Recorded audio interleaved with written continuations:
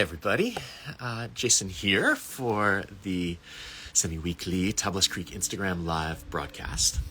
Welcome. I hope you're all having a good week. My guest for this conversation is going to be Michael Dorf, who is the founder and owner of City Winery, which has a bunch of locations in cities around the country. It's become one of the real hubs for wine education and kind of bringing wine to the masses, not just in wine country. He has a cool backstory beyond that. Can't wait to talk to him. But as I normally do, while we're waiting for people to join, I'm going to share a few pictures of what's going on here at the vineyard. And it is stunningly beautiful. Let's start out by checking out the sky. This is a picture kind of at the western edge of our property. That's some head trained Mourvedre. It has been just gorgeous the last couple of weeks.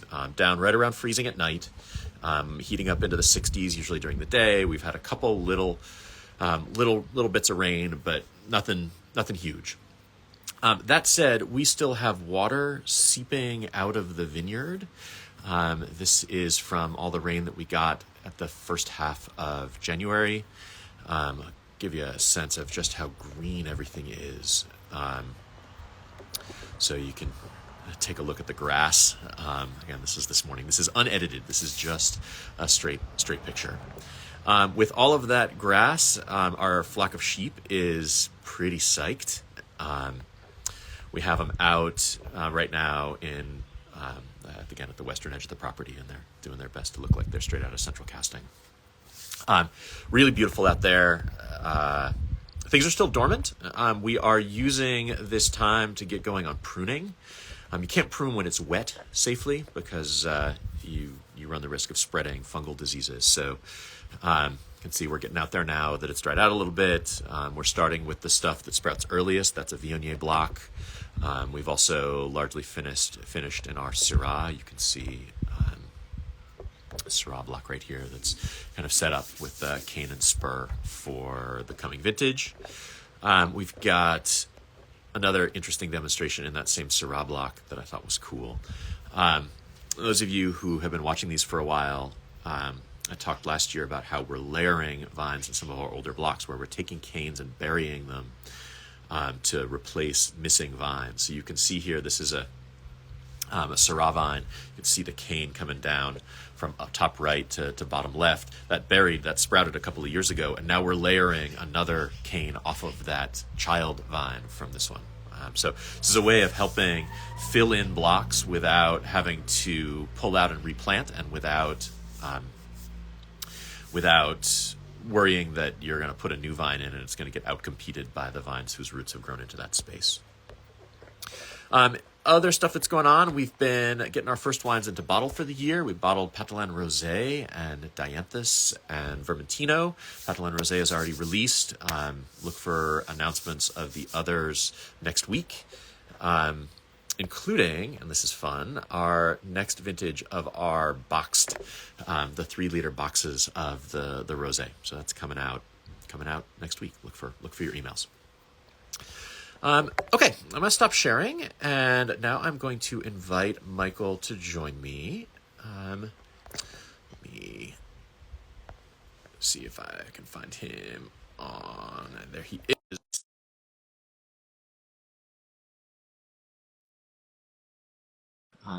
We'll be able to dig into his story. I can't wait.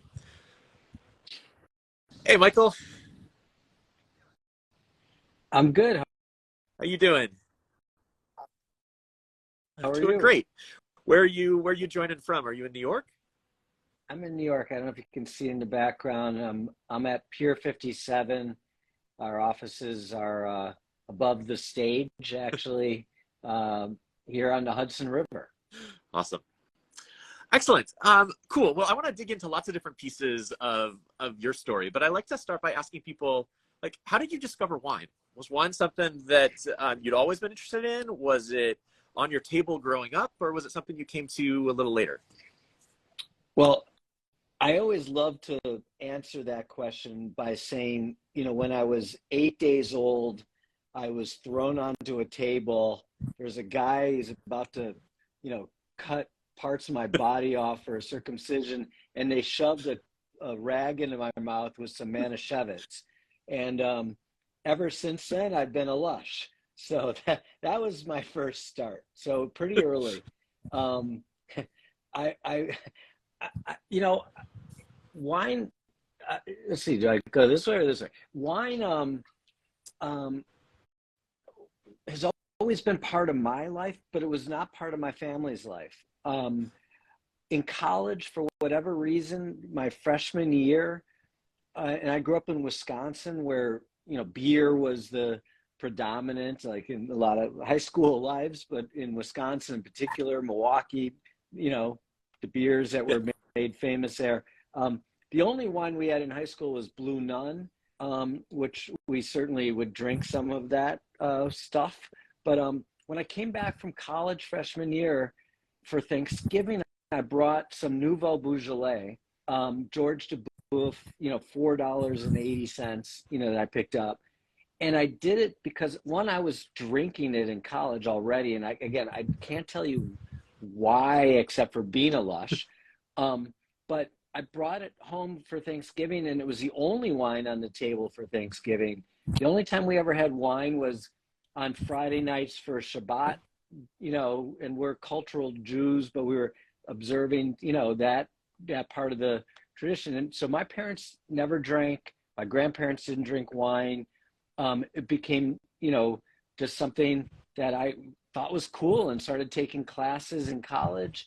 In the early days of the Knitting Factory, which was the first club I started in New York, 1987, I kept having meetings with wine distributors so that I could do tastings. And then I'd have to buy the obligatory half a case of something, and it would just sit. We couldn't sell it, So on some level, I guess I started collecting, but it was, wine that was really there so I could do tastings with the distributors. And then it wasn't really until the early 90s that I went to Montrachet and sort of fell into a hotel in Pouligny. At the time, they only had one place to stay, and I was there with my wife, and we ate in one restaurant in the one hotel, and I ordered off the menu, and I knew it was a good value because I was traveling with a little guidebook on wines, and there was this Grand Cru, Montrachet Le Montrachet. I didn't really know what it was, and the price was okay, and I bought it, and sort of sparks started to go off, and we were kind of freaking out. We're like, this is the most sublime. White wine's not supposed to taste this good, and it was just incredible. And then actually a funny story. So then I'm like, that's it. I got to start collecting wine. This is incredible. And this was aged. I got to start aging. I'm gonna have to go when I get home. I'm buying a wine closet, cooler, and I'm gonna start. So there's in Chassenay, the other town in Montrachet, there was a wine shop, but there wasn't anything in Pouligny. So we went there, and I started putting a case together. And the woman, in English, of course, says to me "Where are you from?" And I'm like, "New York." She's like, "Where in New York City?" I'm like, "Downtown."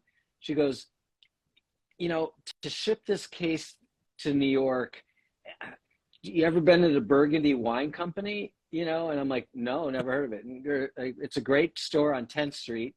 You can get all this, save the shipping. Yeah. They have a few other things, just don't be another dumb American. Just, and so I formed a relationship with Burgundy Wine Company, and then that's it. I started collecting and have always, loved aged, beautiful, age-worthy wines, and in particular stuff with depth, which led to the Rhone, which led to a lot, and then the Rhone led me to you. So there we go.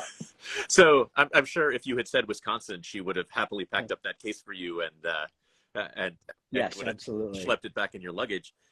So a couple things you said that I thought were really fun. Like you stumbled on one of still the great Thanksgiving wine recommendations. I mean, people talk about Burgundy and Gamay as being such a great grape for the collection of flavors that are in that kind of riot of a meal, which is really fun. And I think just that it was Burgundy that really kind of lit up the idea of wine for you. I think is so cool, and it's one of the things that I'm a little sad about now. It was a lot of the same was true for me, because I of course grew up with a dad who imported great wines from Burgundy, and those were a lot of the wines that are on my table. And those wines are very hard to find. They're not necessarily hard to find, but they're much more expensive now. And I do worry a little bit that people won't be able to have that same discovery process. But I wanted to ask you, and I see right now I see the little connector thing is spinning, so hopefully you're hearing me. But I wanted to ask you, so what was the idea behind the beginning of City Winery? Because, I mean, Knitting Factory was a music venue. I mean, yes, you had wine on the list, and I'm sure you sold plenty of other alcohol. But it seems like a big leap from there to go to City Winery. So, well, I got out of the Knitting Factory in 2003 for all kinds of reasons. Won't go into the depth there. In 2004, I did 3 big things in my life. Now, sort of being released from the shackles of the day-to-day of running a avant-garde music venue. I started a Hebrew school in Lower Manhattan called Tribeca Hebrew. And I did that just to give my kids a little bit of cultural Jewish connection, because going to a regular synagogue didn't feel comfortable. I started a concert series at Carnegie Hall, which I still do to this day. In fact, the next one is March 15th. It's the music of Paul McCartney. Maybe you heard of the dude.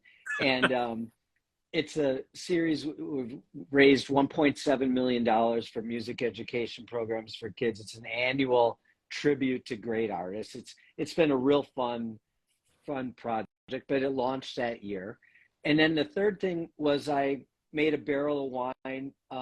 Luckily, up at Ridge, my brother had a connection, and next thing you know, I'm making some wine and just truly drank the Kool-Aid. The next year, there was a thing in San Francisco that was allowing people to make wine, and I fell in love with the process. And then basically what happened is the next year in 2006, on a quote due diligence trip to the Willamette Valley, which I love the Pinot Noirs from the Willamette, and had been going there a few years in a row, but I was like, all right, I need to really dig in and understand the business.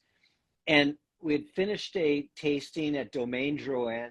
I had my kids in the back seat, my wife in the front seat. My boys at the time were about 7 years old. I have twin boys, and everyone's napping in the car. And I'm in the Dundee Hills, and I see a for sale sign on this beautiful hilltop, sort of above Domaine Drouhin, and was like, oh my God, there's a for sale sign. Let me call. So I walk through the vineyard, I make a phone call, I get the broker on the phone. They tell me what the price is. I'm like, well, if we sold our apartment in, Tribeca, and, put everything we could move here, and I could start a winery. And then I was like, Candide in Voltaire went back to the garden. Maybe that's what I need to do. So I go back to the car. Now, mind you, that we've done a few tastings, so I'm the only one really drinking. So I had a nice, fun little buzz on, but I get back in the car and they're all napping. I slam the door and go, all right, wake up. It's a family meeting, family time. Dad's made a decision.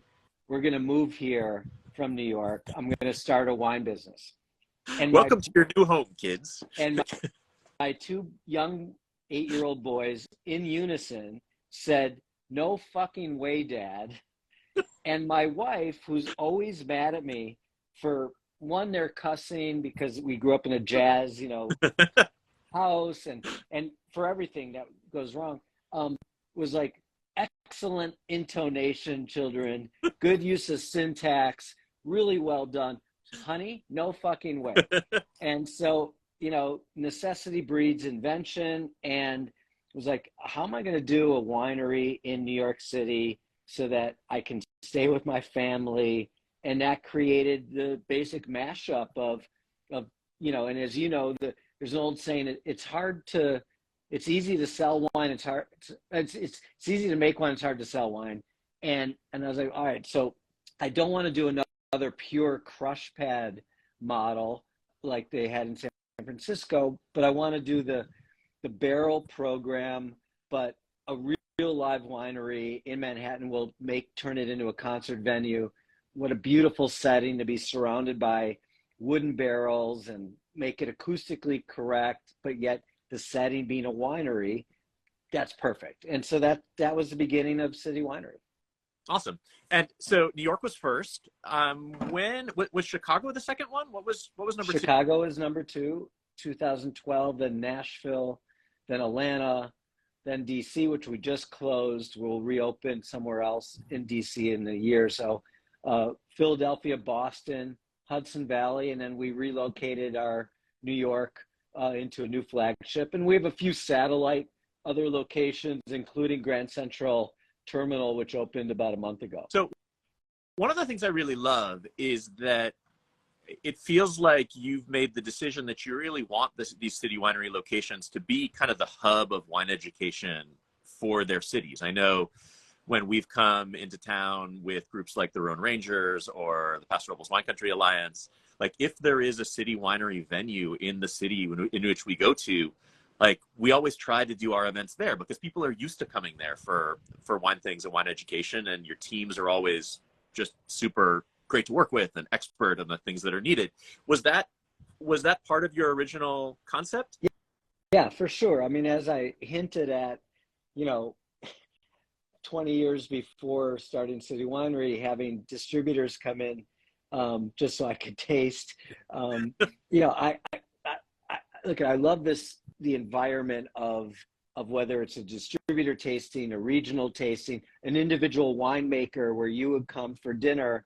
We'd set it up, and we love doing those kind of wine events. We're at heart, I'm a promoter.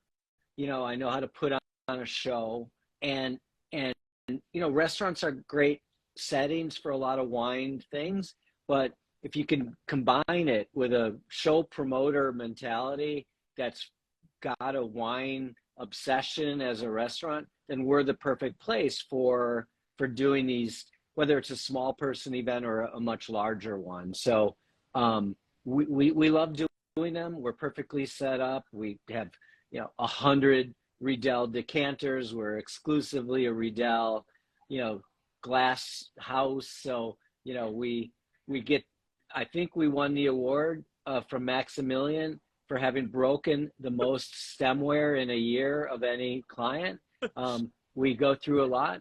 What's unique about serving wine and glass at a concert, which again, there's not that many schmucks in the world that do that, is that if the show is really good and people now jump to their feet for the encore, we break 10 or 12 glasses at that moment of encore. So again, if we have 400 people in the room, maybe, we're going through 15 or 20 glasses in a night, and you multiply that by 10 nights, that's 20 glasses or 200 glasses a night. So that's a lot of broken glass, which is, success. I love it. I love that the moment of each evening in which the glasses are going to be broken. That's, I guess that's experience. So can you talk a little bit about the winemaking program that you have? Because I know, like when I first became aware of City Winery, I felt like that was the part that I was aware of first. Yeah. So can you talk about how that got started and how it's evolved? Well, as you know, as I've always hounded you saying, hey, you got any grapes left for sale? And you unfortunately say, no, we're using all of them. But No, but if we you know any good sources, let us know, please. We'll. we we it's hard for us to grow high quality world class fruit, in our backyards, right? Central Park, Chicago, these are not known as great terroir, And the regions. per acre real estate costs are kind of daunting, also. Probably doesn't pencil out, and I think the fact that we're therefore not tethered to our land in that way, it does allow, and we're buying now a lot, but even just in the beginning with New York, the idea of, well, boy, where would we like to go to buy the best grapes possible of that variety? And, so, when you're in Paso Robles, there are certainly a bunch of varieties that grow really well there because of the terroir. And Pinot Noir, maybe we get to go to, Russian River, Sonoma Coast, and Willamette Valley. Cabernets, we get to go to, Napa Valley or Walla Walla region, and we get to have, Riesling from the Finger Lakes and Malbec actually in a spring harvest from Argentina, and Mendoza. So like, what a luxury it is on some level to source from the best terroir, and even, we talked about Burgundy before, not only just the best terroir, but then you can really hone in on vineyard management and go with great growers who, they sourced, as you were talking about in the beginning, like they care about each vine. Their grafting techniques and their, the clones. Yeah. Like all of us, this is a level of detail that, we love having a variety of expertise who know exactly what they're doing. It's one of the reasons why David Lecomte, our winemaker, main winemaker, who's been with us from the beginning, stops me every time I show him a for sale sign from some great, he's like, Michael, you just don't want to do, he's like, and he's ultimately always right that, let's let the experts and the great, growers do what they do really good. And now we have gone mostly to acreage agreements so that, we're sourcing from the same, basic area within the vineyard, and we offer our comments on some vineyard, management, some canopy, what is our yield, when you buy by the ton, the farmer on some level will want to give as much tonnage as you can, because or acreage, maybe we're dropping fruit, and only want 2.5 tons, like, so an acre, what have you. So we work in that sense with the great vineyard managers, but we really actually are going for the best grapes possible to make wine. And as you do, but, a lot of time when you're buying fruit on the market, you don't get that same relationship with the land. And so since my winemaker is still prohibiting me from buying land, we love that relationship. So we have about 30 different vineyards that we source from. The grapes are generally harvested at night so that the temperature is lower. It goes right away into refrigerated trucks. We use a bunch of different kinds of bins depending on the grape variety, so we don't get any chance for fermentation during the transport. And 3 days later, it's either in Chicago or on the East Coast, and we divide it up between the locations, and we're making wine, at the point of consumption. So we've kind of reversed the traditional model of making wine in the vineyards, and then you ship the finished wine to where people consume. We're shipping the grapes to where people consume and making it on premise. And that's also allowed us one other kind of nice byproduct, which was not in the original business plan. It's kind of just grown, which is because we're selling so much wine by the glass, and we're doing it at the same place that we're making it, we can move the wine when it's finished, whether it's in barrel or some whites, staying in a tank, into smaller stainless steel kegs like beer and put it on tap.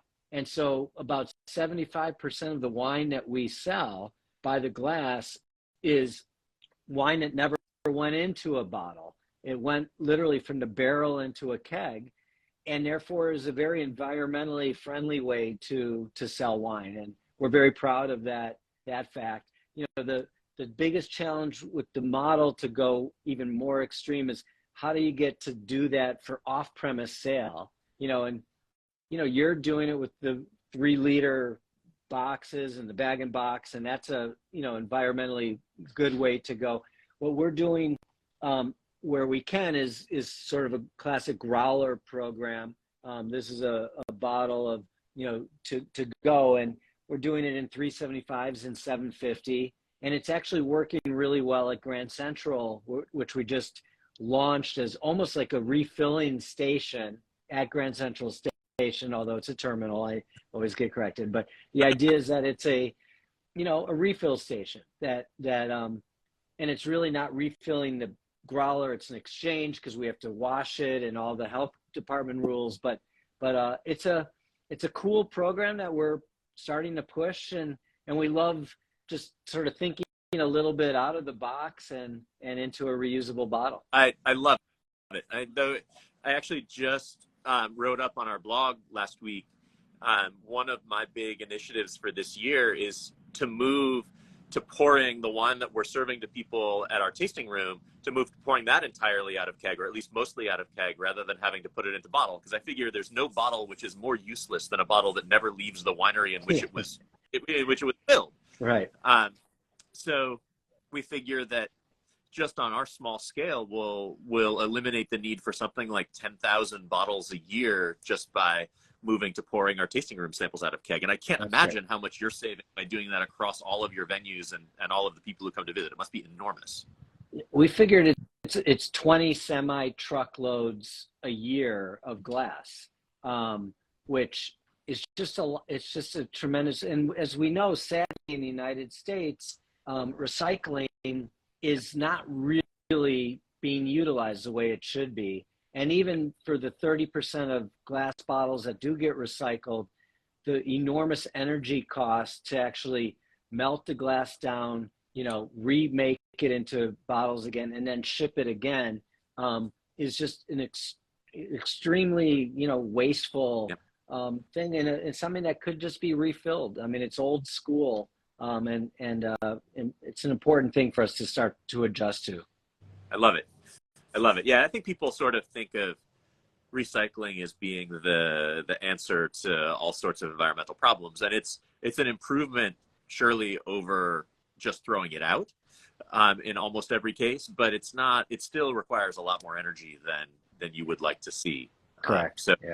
And we've been doing kegs, and you probably know this because a bunch of the different city winery locations around the country have actually used Tablas Creek kegs to pour. For sure. Yeah. But we've have like a dozen years of experience putting wine in keg for restaurants and wine bars, and like the quality of the wine that comes out of those kegs is terrific. People think of it somehow as like, oh, it's just house wine. But if you think of how many bottles of wine are compromised by oxidation after they're opened and a couple glasses get poured, it gets put back on the back bar, it may sit there for a few hours or overnight to the next day. Like having wine poured out of keg where every glass is fresh is kind of a revelation.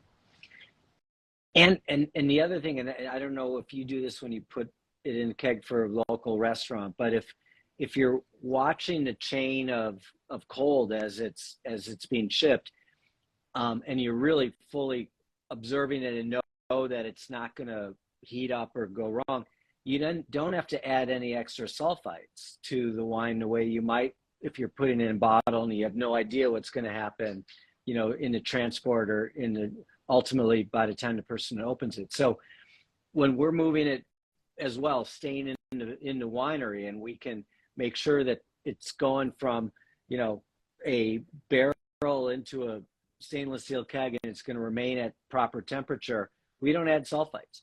And so all of a sudden, you know, you're besides the freshness and sort of quality control within the wine, having wine that you're not adding any, you know, sulfites is also, for some people who have some challenges with sulfites, and kind of stay away from wine. We have customers who will drink on premise and they're like, I'm not getting a headache. Whereas I can't drink wine at home because every wine that goes into a bottle, they've added, you know, the preservative of sulfite. So it is an extra plus. We don't, it's not a big piece of our marketing, but it's a nice added value. Yep, for sure. I mean, lots of winemakers talk about how like the wine is at its best when it's like right in the cellar getting ready to bottle, and after that, like they lose control of it. Right. So knowing that you have that level of control has got to be a nice thing. Okay, we're almost at half an hour. But I did want to ask you, like, what comes next? What are you looking forward to in the world of City Winery or outside the world of City Winery? Well, I know nothing outside of City Winery. I have such a myopic view on the globe. But look, I just, you know, I want to keep opening City Wineries. We have identified about 50 markets in North America, you know, so with 13 under our belt and, you know, about 4 more sort of where we have shovels in the ground, we still have a lot of work to do. I still feel I do. And I'm lucky. I feel so blessed to be, you know, drinking good wine, you know, seeing my favorite music, you know, meeting really good people, and still having fun, you know, with my day to day. So I don't know what I would change. You know, I don't want to sell and play golf all day. You know, and there's only, you know, can only go, you know, just purely drink wine all day too. I mean, as good as some rose.